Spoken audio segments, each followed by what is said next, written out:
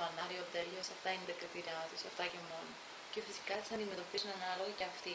Τις θεωρούν μια αρπαχτή, μια ευκαιριακή σχέση και τίποτε άλλο. Λογικό βέβαια. Εμένα προσωπικά με εντυπωσιάζουν τα κορίτσια που έχουν προσωπικότητα, που έχουν ένα σταθερό χαρακτήρα και θέλουν κάτι ανάλογο από τον άλλο, χωρίς τα κριτήριά τους να είναι μόνο μια εξωτερική εμφάνιση. Είναι σπάνιες αυτές οι κοπέλες και πρέπει να προσπαθήσεις πολύ για να είσαι τόσο τυχερός. Έλεγα ότι από την πλευρά μας είναι λίγο δύσκολο να βρεις κάποιον που να θέλει περισσότερο, όχι σωματικά εξωτερικά προσόντα.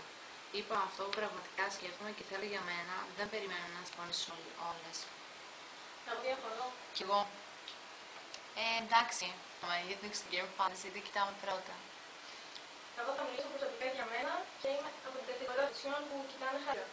Και αυτό το αποδείξει και από τις σχέσεις μας προηγούμενες. Δεν μπορείς να συμβιώσεις με ένα άτομο που δεν έχει ένα σωστό χαρακτήρα. Αν δεν σε εντυπωσιάσει η πρώτη εμφάνιση. Εντάξει, τη στιγμή που δεν ξέρεις κάποιον, φυσικά και θα κοιτάξεις μια εμφάνιση. Αλλά αν δεν έχει και τον ανάλογο χαρακτήρα, δεν θα μπορείς να μείνεις μαζί του για κάποιο. Και τώρα, βασικά, φίλος μου, δεν ξέρω ποιος είναι. Εντάξει, δηλαδή που λέει για το χαρακτήρα. Ναι, πολύ απόλυτος είναι βασικά. Και αποκλείεται αυτός να πάει να δει μια χοντρή μυλιά που θα έχει όλα θα είναι χάλια πάνω της. Εντάξει, ευχαριστώ. Επειδή έχει τις τέλειες αναλογίες. Ναι, τέλος πάντων πρέπει να έχει τις τέλειες αναλογίες και να πει.